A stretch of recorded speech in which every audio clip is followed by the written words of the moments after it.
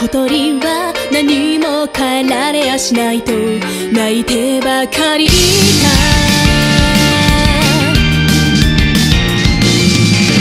閉じ込められていたのは心、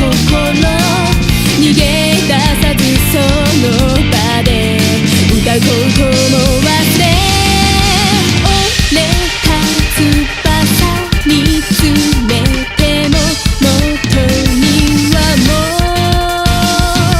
戻らない。この手のひらに残されたもので何ができるかを見届けていかなくちゃ。その場所へ飛んでゆくことはできないならせめてこの歌声だけでも届け、全ての傷を癒す女神にはなれなくても木漏れ日のような安らぎを恐れることなどない。この青空の向こうにいるあなたへ、あなたへもう歌うあなたへ。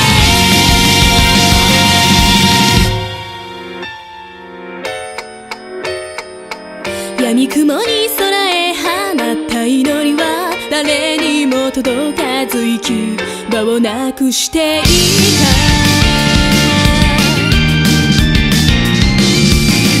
手を合わせ